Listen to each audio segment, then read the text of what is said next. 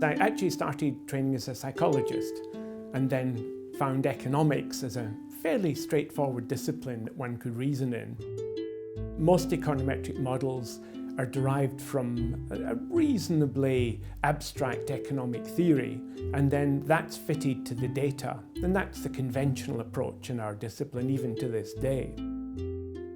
But that was rather limited, that all sorts of things happen in the data that aren't in the theory. The most obvious example are wars. World War I, World War II, for example, are huge impacts on the economy, but they're not in economic theories, which are all about peacetime. And that leads you to realise you have to take account of the impact of all the variables that are affecting agents' decisions. Things like the recent financial crisis is in everyone's mind, but in fact there were oil crises, there have been major changes of regime, the way the bank runs, the way exchange rates are determined. So in 1968 it occurred to me we needed to write software that can tackle all the problems that confront an empirical practitioner simultaneously, where we handle perhaps 1,000 effects, dealing with all the difficult problems that we think are out there in the economy. And we have about 2,500 non-academic users around the world now. Well, one of the first targets that we had were the world's central banks. So throughout the first decade of this century, I gave a week-long course every year at the IMF to try and teach them both what the theory of the software was and how to use it. And we also, obviously my group and myself, give many presentations at the invitation of central banks and major world institutions like the ECB, the Board of Governors of the Federal Reserve System. David's theoretical econometric developments and their practical implementation have greatly facilitated my research and that of my colleagues by providing powerful labor-saving modeling techniques, especially for detecting and handling unexpected shifts in economic relationships.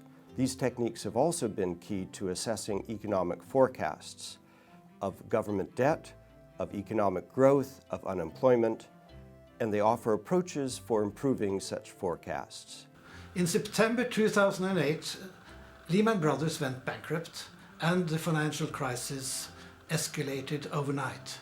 Within 1 week plus, our model, based on David Hendry's methodology, enabled us to make a revised forecast which assessed the consequences for Norway. And that, if anything, is impact to me. I mean, David has been a huge teacher and collaborator with an amazing range of students. Some of David's students are in very senior positions in central banks in other countries. Mark Carney was an Oxford MPhil student, the current governor of the Bank of England, certainly would have been influenced by David's ideas. Recently, the Bank of Sweden has developed an econometric model using these techniques. Motability, the big UK charity that provides vehicles to disabled people, Ofcom has used it to price TV license renews for advertising, for example. So quite a wide range of users. With my colleague Felix Pretis, we developed an explanation for the levels of CO2 in the atmosphere, and that led us to model 800 determinants. And we showed unequivocally that it's anthropogenic influences, its emissions, its output of the various countries in the world that are major industrial powers.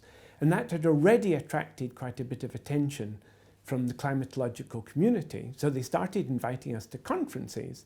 And one of Felix's presentations led us to be inundated with requests to join groups and apply these methods. Well, there's no question that David is one of the giants of the profession. David's approach is eclectic. He's willing to take any sensible idea into account in the formulation of a model and then allow the data to speak. Early career economists, I think the way ahead in economics is to overturn the conventional wisdom, because every generation goes ahead by contradicting the previous generation and showing they were wrong. And of course, one has to remember, I think it was Niels Bohr who said that quantum physics gets adopted one life at a time.